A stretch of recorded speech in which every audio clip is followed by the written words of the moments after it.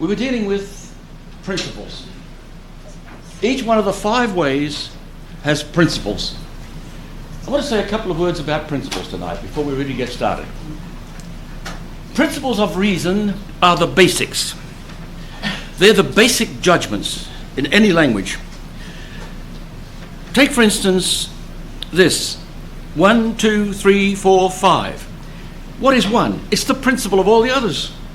They're all multiples of 1. 1 is not a number, it's a principle of number. Thank you. But there are principles of reason. For instance, when it comes to movement, the fundamental principle there is whatever undergoes movement is moved by another. Also, here's another one. Whatever is received in the manner of the recipient. We particularly use that one in philosophical psychology. For instance, if a little child heard something on metaphysics, it would be received in his manner. So whatever is received in the manner of the receiver, or the recipient, whatever you like to say. So they're principles of reason. The fundamental principle is this: nothing can be and not be at the same time under the same respect. I've mentioned this before, but as Father Woodbury used to say, if a man talked about principles, you know he's a philosopher. If he doesn't talk about principles, and that's most of the philosophers, you know they're not philosophers.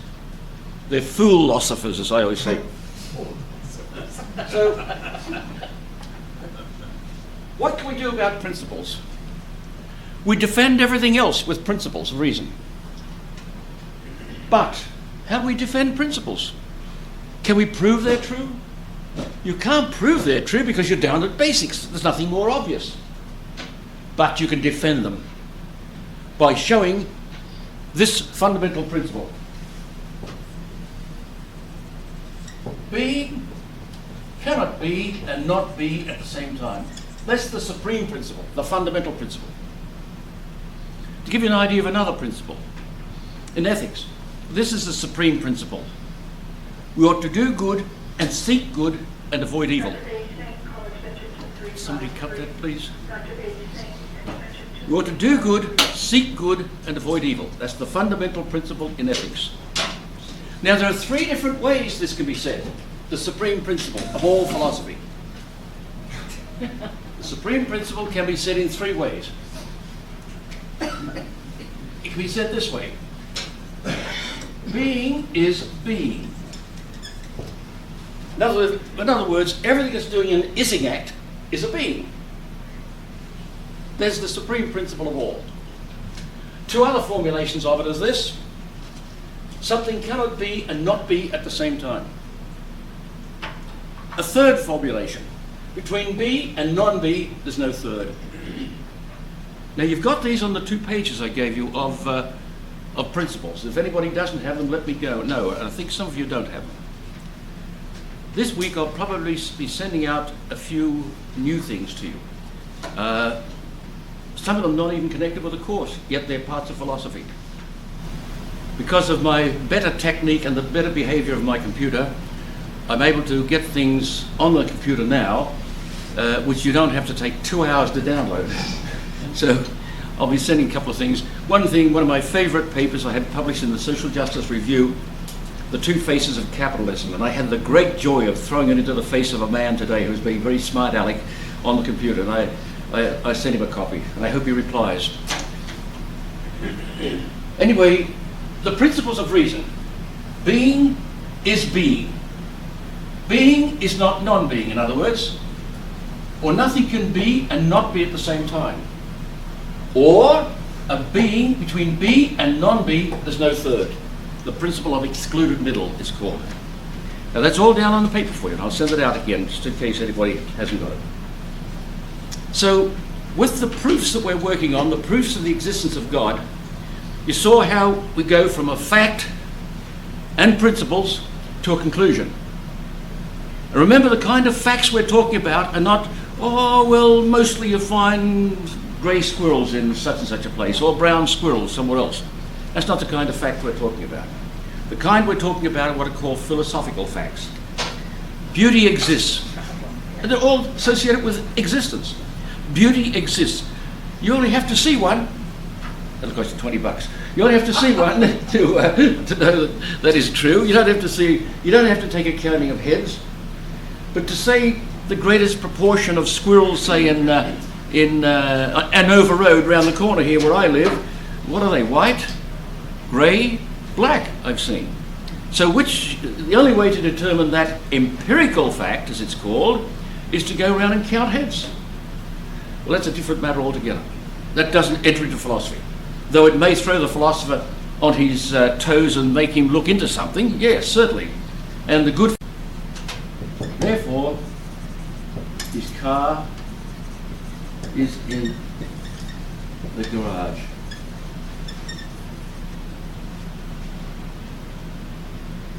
Correct or false? Correct. But if I were to say, but his car is in the garage, therefore Joe is home.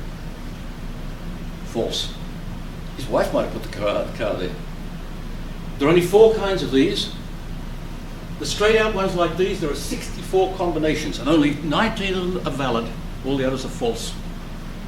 Logic's a wonderful thing to study. Very fascinating. There are only 4 kinds here, 2 of them are false. Here, only 19 are valid. You see, you can have universal or particular, singular, if you like. Negative, no negative. Negative, negative, no negative. That's like saying, this lady is not his sister. This lady is not his sister. Therefore, this one is his brother. It's false. Doesn't make sense. So those things, why I mention that is, here's a conditional syllogism. If there exist contingent beings, God is. Over the page, you notice how I've emphasized these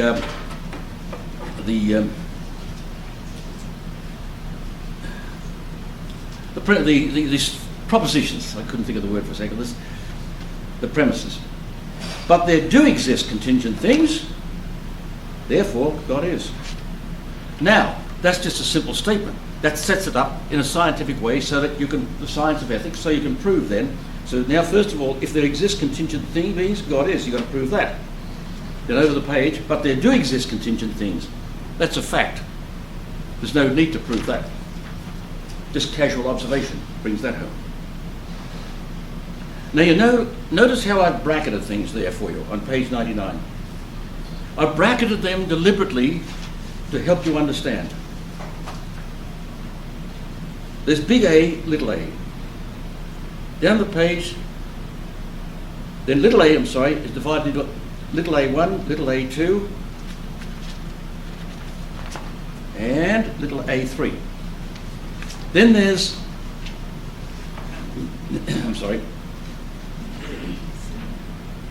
there's big A and little a, big A and little b, big A and little c.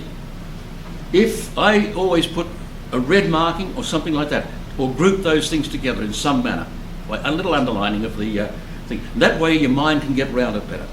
Now, Woodbury didn't write it like this, the way I've got it here.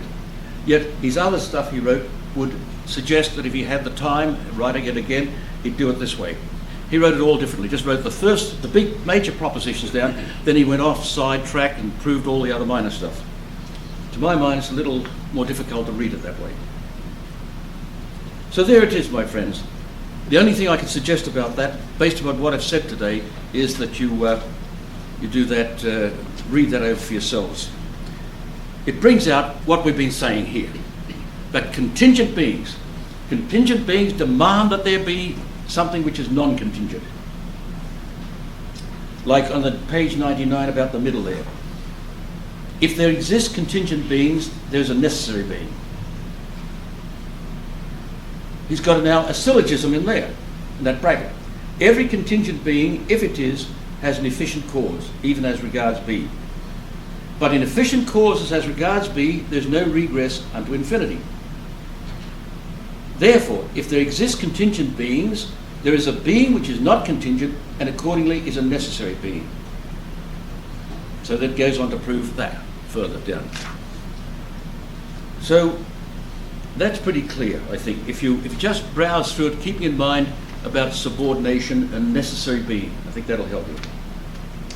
I didn't think when we started this course we'd get into this detail, but judging from some remarks I've heard and different questions and attitudes, I thought, well, boy, this class is willing, so that's why I'm giving you the technical stuff too. Perhaps we should take an early break if you don't mind. Okay.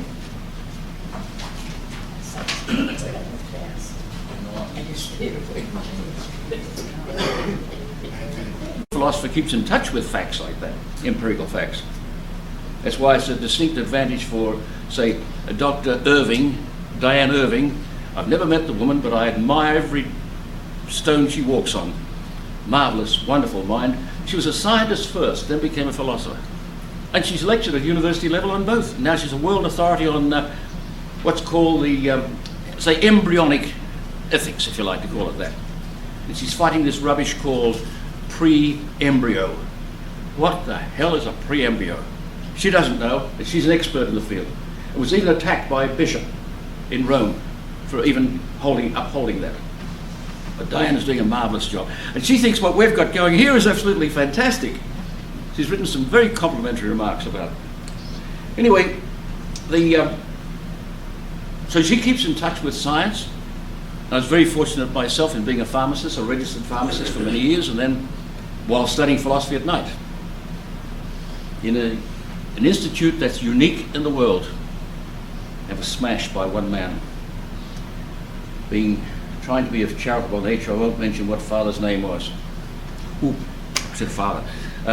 Where were we? He thought empirical psychology was the be-all and end-all of everything. Would you review your definition of being again? Being, what the two definitions that are like each other. Thing. What is? Emphasis on the what. Being. What is, with emphasis on the is. So what that which is, as the ancients define it, you see? Whatever is a being. It's something which is doing this act. A be act. It's doing the be act, you see? So a being is whatever does the be act. So there are 10 modes of being, substance and the 9 accidents. Can anybody tell me what one of the accidents is? Holy jumping Jehoshaphat's and blowflies pantaloons. Can't you tell me one? Color. Colour. Thanks, Tommy. Yes. Good boy. There are modes of being. Substance is one. Now the other 9 are called accidents. See if I can remember one. Quantity, quality, relation. Now I rule those 3 off. Action, passion.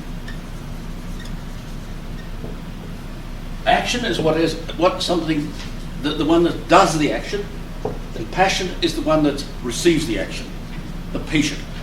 Passion and patient are really come from the same word. Passion, and then what do we got? 1, 2, 3, 4, 5. When, where, it was time, place. That's what? 1, 2, 3, 4, 1, 2, 3, 4, 5, 6, 7. So we've got 2 more. So their position and habitus.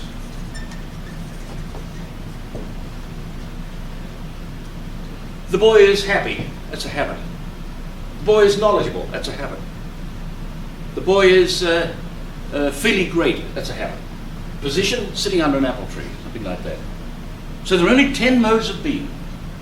And the most fundamental concept is being, is the most fundamental, and the most fundamental judgment is about being.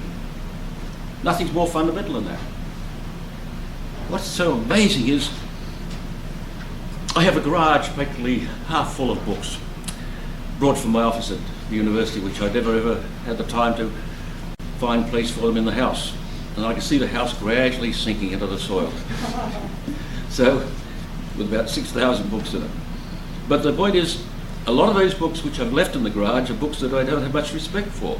They're beginners' textbooks. They don't mention principles. It's rare to find a principle. Or if they say the principle of self-determination, or the principle of I feel must feel good. They'll make principles up, which are just nonsensical. But these are being time-tested right down for 26 centuries, when Thales, the first official philosopher, started to teach. One of them, Anaxagoras, I never failed to feel great about thinking of that man. He said, what appears inwardly hinders and obstructs the extraneous. He's talking about the human mind. If there was something, the mind was made of matter, we couldn't know bodily things. Aristotle took that up, St. Thomas took that up, and lots of other people do. So we'll talk about that another time. So these are what we're talking about with the principles on these proofs. So if you attack the proof, you've got to attack the principles. The fact, few will deny it. Few will deny the facts. Although some do. Movement exists. One fellow said, well, I don't know that movement actually exists, he said to me one time. And I said, well, you just made a movement to deny my movement, my principle, or my fact. The very movement he made was denial of what he said. So we look at those principles, and there are so many. I remember I had teaching epistemology in Ottawa, and a French nun, about 3 French nuns, I think, in the class. And I said to them, I was teaching, yes, this course was in English. At Ottawa we had both French and English courses. Excuse me. So I said this is a principle of the operation of the human intellect. How much more efficacious is some intellect, so much more from few does it gather many. And nun said, come on, what are you talking about, she said. It was very difficult for her. How much more efficacious is an intellect, so much more from few does it gather many. I have a friend who's like that. You mention a sentence and he sees more in it than I ever see. Beautiful mind. And things like that. Or here's another one concerning, and this is a very good one for people in religious studies. Movement towards an image, as it is an image, is movement towards that of which it is the image. You love the picture of your mother, not because it's, say, light cardboard and gelatine and crystals of silver and a bit of dyes thrown in. That's not why you love it. You love it because it's an image of your mother. Movement towards an image, like the movement of the will, the love, is movement towards that of which it is the image. Beautiful principles. So people who criticize, say in churches, that they've got images, oh, you adore images. No, we don't. It's only a bit of plaster or something else, marble. It's the Christ it represents, etc., that we love, because we love that image. So, my friends, we saw the 2 ways of proving the existence of God. We're going to tackle other ways in just a second, but I want to draw your attention to the very essence of those 2 ways, the very essence. What is it makes them powerful?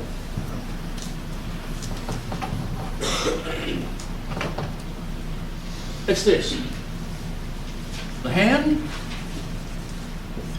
stick, and stone.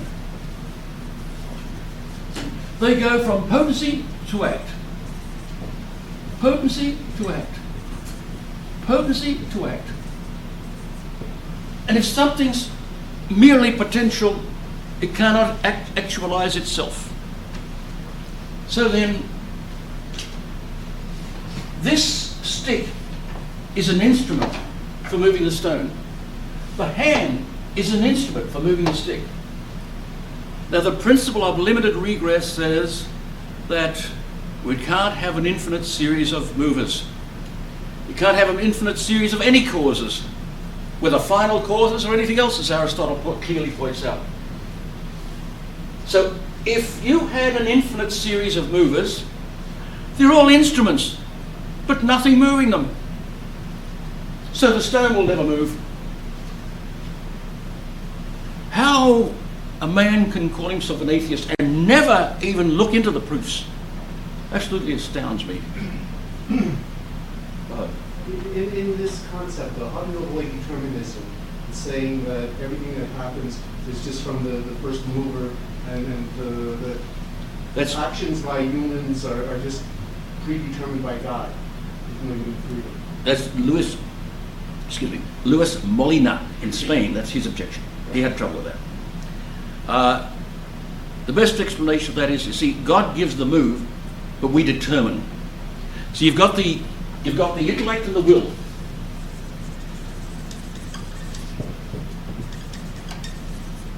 Now the will is not a knowing power. It's a power of inclination. Same as human passion. Our senses are knowing powers, but the 11 passions are inclinations following that knowledge. Now the intellect is not a power of knowledge. It inclines towards what the intellect tells it. What the intellect judges to be good, for instance. But the intellect can't move itself, the will moves it. This is the principle of reciprocity of causes. I don't know whether you were here when I spoke about last week or the week before, didn't I? Last week, yes. You came in, I remember, a bit late. You may have missed that. Reciprocity of causes. What causes the window to open? The wind. What caused the wind to come in the room? The opening of the window. Here's the principle. Causes are causes to each other, but in diverse order of causation only. They couldn't cause each other in the same order of causation. That would be contradictory. But this causes that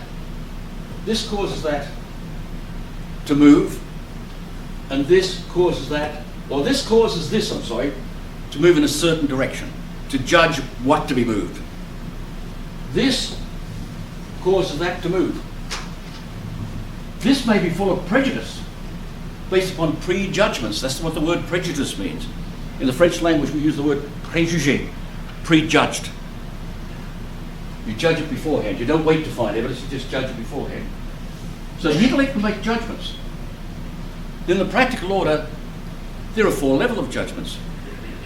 Well, we should spend time on that now. But there's a supreme principle, then secondary principles, tertiary principles, and finally the judgment of the person. Do I want this or not? Prejudice will cause a person to say, I'm biased, I go to this. They won't admit that they're biased, but they'll incline to this rather than that. God gives the move, but the freedom is there. And the freedom is there based upon the object. For instance, the object is not compelling. Do I want a piece of chocolate now? Well, I love chocolate. No, I don't want a piece now. You see, it's not compelling me. I'm free about that. I make a judgment. It's a limited good. Frankly, I'd rather have a mouthful of coffee now. But these limited goods, that's why we're free in the will. We could go for this, go for that. God's giving the shove eventually. We call it the shove if you like. But we still can make the judgment for this or for that. The medievals used to make fun of this. And they talked about if a donkey was in the middle of the road, and there was a bale of hay here and a bale of hay there, McDonald's farm, and then he'd starve to death because he has no way of making a decision which one to go for. Because it's not a very practical problem, but however, that was a joke they used to make. He'd die. So anyway, the best proof that's ever been made of the freedom of the will was written by Woodbury. And I was out in California lecturing at the California Institute of Technology. Mine was the founding lecture of a new series on science and philosophy. And a man in the audience challenged me on this. How can you show the human will is? First of all, he wanted to know, what is a man? I answered him, rational animal. What does rational mean? Well, 2 concepts are concerned, compared with a third, and we arrived at a conclusion, etc., etc. So he went on. He got a shock to find out I could answer all his questions, you see. It sort of startled him a bit. Then he finally said, how can the will be free? So I said, well, I'll show you, I'd like to show you, but I can't unfortunately, it's unpublished and the difficulty is with Woodbury's text, but I could show him. And we corresponded when I came back here. We corresponded for a while. Lost track of him now, unfortunately. Philip, forgotten what his name was. Anyway, he was trying to understand the freedom of the will. But Woodbury wrote the best defense of it I've ever seen. And it's based upon this, that the object is not compelling. Some objects because of their limitation. For instance, I want to go to Toronto. I can say, now the means, got a choice of means. Walk, run, ride in a plane, ride in a bus, ride in a train, drive my car. None of them are absolutely compelling, though there might be a shortage of time. Right, now I might have to take a train. Might be more convenient to go by some other means. They've all got their limitation. I love going in planes because I can stick my foot out and trip the hostesses up when they're walking on with a tray of coffee. That's a joke I used to make till it happened to me. She poured a cup of coffee over me. One of them. The airlines gave me a guarantee that they would have the suit laundered. I sent them the bill. They never paid. So I tripped the hostesses up now. Anyway, but we've got none. If they all, I could say, well, I'll walk. Good exercise. I'll ride by train. I can sit back and relax in a train. You know, you're cramped up in a plane, aren't you? It's very difficult to do anything. Like going down to Florida one time. No, I was coming back. This gentleman's next to me. I think I might have mentioned this once before. He's sitting next to me. And first of all, he was in my seat. And I said, I think we've got our seats mixed up. Looked at me, a rather savage look, and moved one seat over. That's all he did. Not a word. I said, as I was sitting down, nice day for travelling. Looked at me and looked straight ahead, ignored me. So I was doing a lot of research on homicide at the time. And I had all these files with me. I was staying with friends down in Florida. On the file I had something, it was all written in Latin originally. See, so I'm looking at this and I'm checking it with English translation or something, I've forgotten now. And he's like this, staring at the thing, as open as anything. So I got out the one marked murder on the front put there. You should have seen him. He turned around, his wife or whoever it was he was with. Anyway, I hope I taught him a lesson. Well, there was another lad coming from Ottawa on a bus on one time. And I'm writing notes, and the bus was empty, but he sat right down next to me and inhibited my work. So he said, I don't know, I could see him looking over my shoulder, so I started to write in international phonetics in French, which I had studied. And he said, is that Greek? Oh no, I said, that's a code we use, you know, in the service. You should have seen the look on his face. He wasn't sure whether he should ask any more questions. However, back to our subject. Things are related. The best one was the man with murder. You should have seen his reaction. Murder. Each file, there was capital punishment, murder, abortion. I had 7 or 8 and war. Anything that involves homicide. That's all being prepared for a book, you know. Anyway, where were we? So, note the principles. And note especially the principle of limited regress. You cannot regress infinitely. It just doesn't make sense. You've got them all receiving and nothing giving. All receiving. To my mind, that's the key. If you can grasp that. You've got to have, in the same order, the order of going from potency to act. Now, if you're talking about the potency, which we call the power of sight, and its act, vision, well, that doesn't come into it here. You could probably use another line going that way to prove the existence of God, but this is the most obvious way. And the hand, moved by the muscle, which is moved by the locomotive power, that power of movement we've got, all different kinds, wheel your ears, all different kinds of movement, which is moved by the nerves. The nerves moves the muscle. The nerves moved by the locomotive power. The locomotive power by the imagination. The imagination by the will. So all these things are moved, but there's a limit to how many you can go back. So then, let's come to the third one now. So remember, each one of these proofs, or 5 ways as they're properly called, they're all modifications of causality. Whatever undergoes movement is moved by another. There's one mode of causality. Whatever causes, say, every agent acts or produces an effect, or no effect can be produced without an agent, something like that. Causality. Now we come to the third way. Proof from an obvious fact that beings are limited and are contingent. That's the secret. They are contingent. In other words, they don't necessarily be.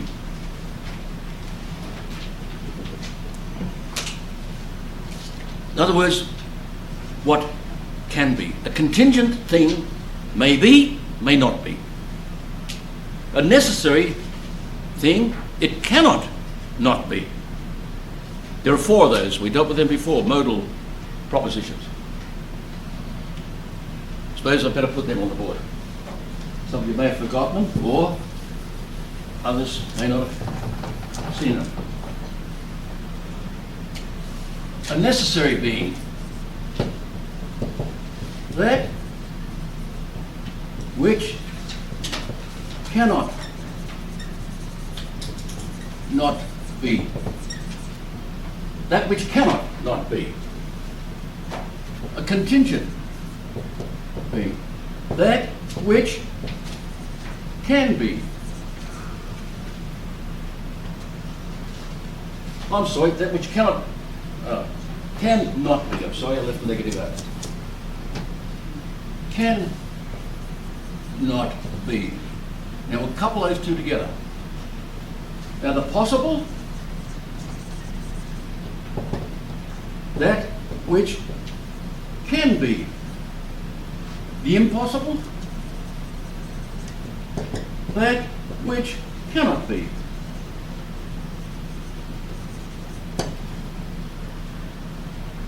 One dear lady dropped out of this class angrily saying, what did I do? How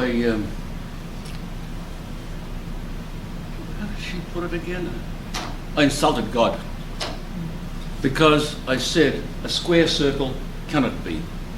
And then I said, God cannot make a square circle because a square circle is not makeable. And she thought I insulted God. God can do anything. Well, God can't make a square circle because that would be an insult to suggest he could. That means he's unreasonable, acting against reason. So, they're the 4 modal propositions they're called, M-O-D-A-L. So you notice they're all based around the negative. Can, cannot. Cannot, can. All based around the negatives. Now the third way is based upon contingent being, as I said. The fact is that things around us are all contingent. And here's a principle of reason. Every contingent supposes a necessary. Every contingent supposes a necessary. So this one is the big one. All the other 4 are really applications of this one in many ways. And this is what Woodbury used to call the professional philosopher's way. I've given you, I think, 3 formulations, yes, A, B, and C. Popular, simplified, I've called them. I didn't know what else to call them. I used to call them popular, but I thought that was a funny way to put it. Then there's the technical way. Now, all the technical ways in here have been taken from Father Woodbury's unpublished work, but not directly taken. They're modifications or adaptations of the way he expressed it. And if you were here, I know he would approve of this very highly. I'm sure of that. So the proof from contingent being, it just amounts to this, that a tree can be, and its be is a contingent being. Listen carefully to this principle, which we use in the 4th way, but don't usually use it in the 3rd way. Diverse things, the tree and its be, diverse things are not from themselves united. But if they're found united, then there's some one cause of their union. Tree and bee aren't identified. They're distinct. They're other and other. Aliud et aliud, as the ancients used to say. They're other and other. So, if they're found united, then there's some one cause of their being. In other words, the tree receives its bee from something else. Again, we cannot go back infinitely. It would be absurd to suppose we could. So the bee is either from the tree itself, but if it doesn't have to be, it doesn't necessarily be, it's only contingent, therefore it doesn't have bee in its nature. Because if the bee was in its nature, it could never not be. It would be a necessary being. So the bee, or the isness, or its existence if you like, is contained in the tree. Remember why we say be, we don't say exist. God doesn't exist, he bees. Exist comes from two Latin words, ex plus sistere, to stand outside of its causes. God doesn't have causes, so strictly we shouldn't say he exists. And in the great Summa, I brought one volume, all the first part I brought with me tonight. His question is, an Deus sit, whether God may be. That's the question of the second question he asked. Is there a God, in other words? You don't say, does God exist? In common talk we do, but it doesn't matter. But strictly speaking, philosophers shouldn't say, does God exist? He is. He has been. Now, if the tree had be in its nature, then it would necessarily be. But we can see from other parts, the tree, all the parts made up of a tree, the phloem, the xylem, the roots, and all the stems, etc., and the cells, palisade, mesophil, all those things. All these parts, they all come together because they've been put together. And they can lose all those parts. So therefore there's no necessity about a tree. There is a necessity of this, that it needs water, it needs minerals, etc., carbon dioxide. But it's not a necessity of being. So, on the top of page 97, it has be either from self, then either it would be necessary and not contingent, but the fact is that it is contingent, because we can chop it up and burn it. Therefore, it's not a necessary being. Or, if it had the be from itself, it would be caused to be from itself. That is, it had be before it does be, or came to be. It would exist before it existed, in order to cause itself to come into existence, which is absurd and impossible. Therefore, the only conclusion is it has be from another. It receives its be from outside.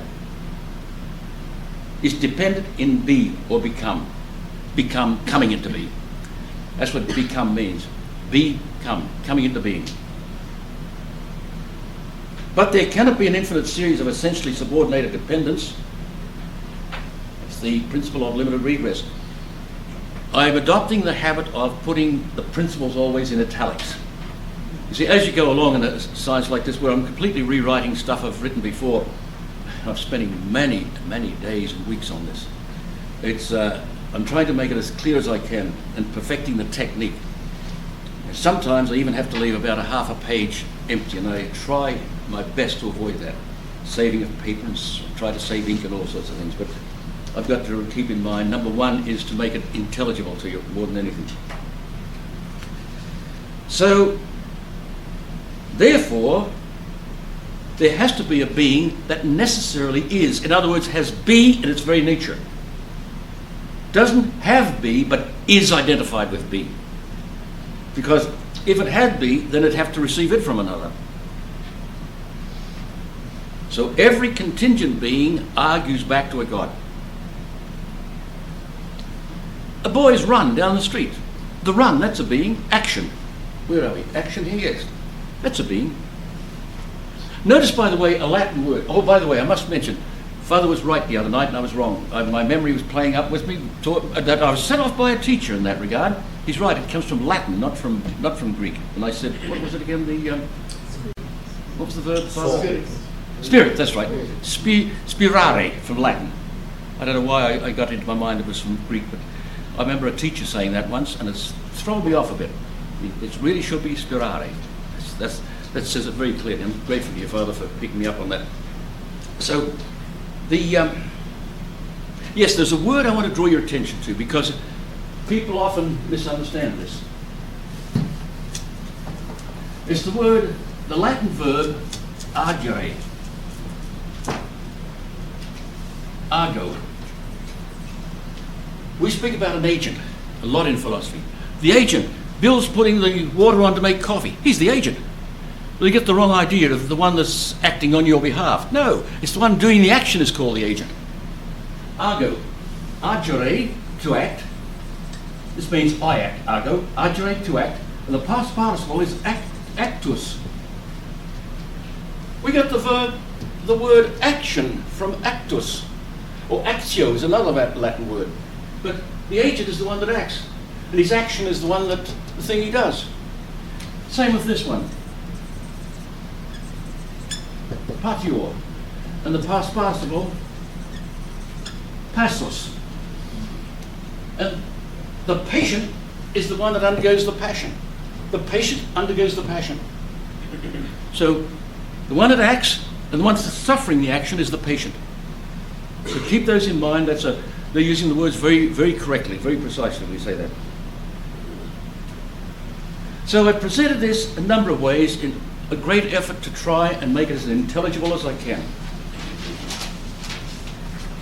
Always find one mistake here. Point of departure. That's another thing I suppose I should mention.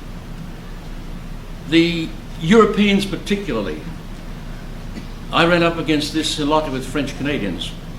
The point of departure in a science, where is the starting point, and the point of arrival. What's the point of arrival? What's the point of departure? Where do you start out from the science? Every science starts from only one place you can start. Common sense.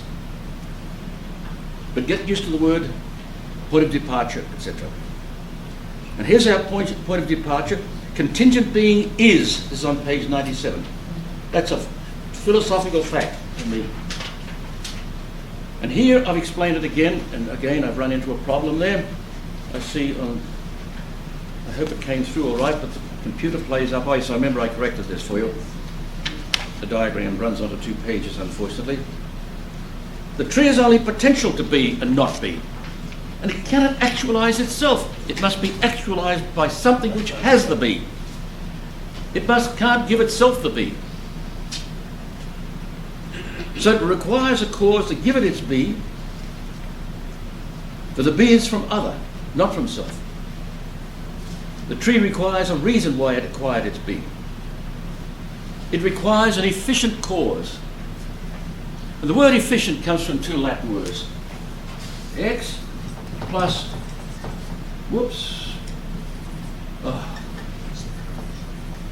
facere, to make out of. Remember I spoke some time ago about phonetic assimilation. Ex facere is too hard to say, so they make this to another F. E-F-F-A-C-E-R-E, to make out of. So, efficient cause is the one that makes something. And it requires a cause to give the tree itself, to give it be.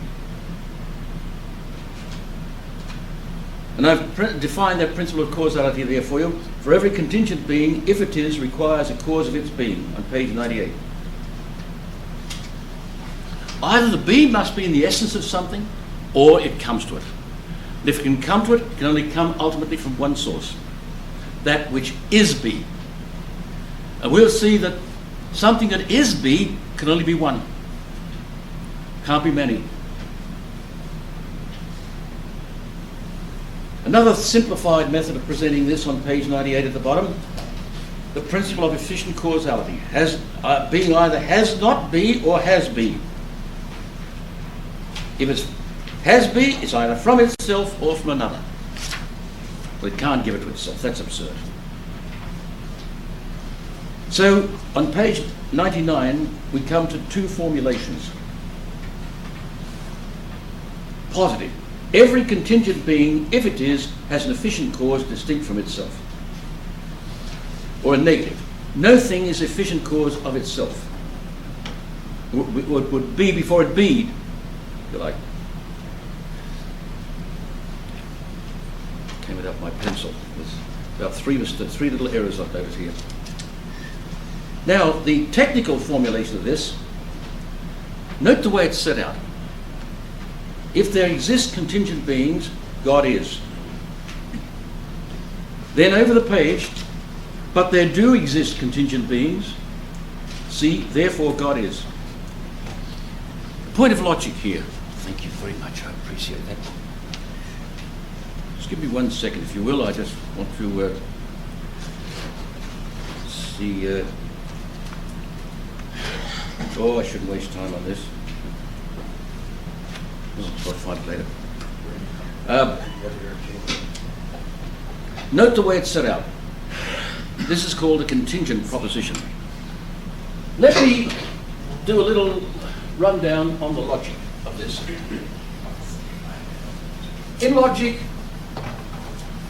we learn to deal with the syllogism. Now, the syllogism means this.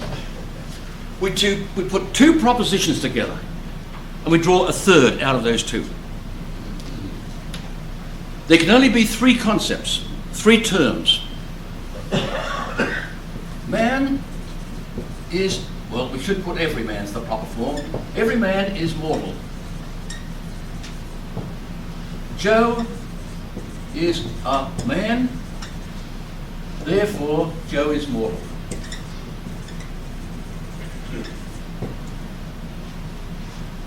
So, you can only have three terms. This is called the middle term.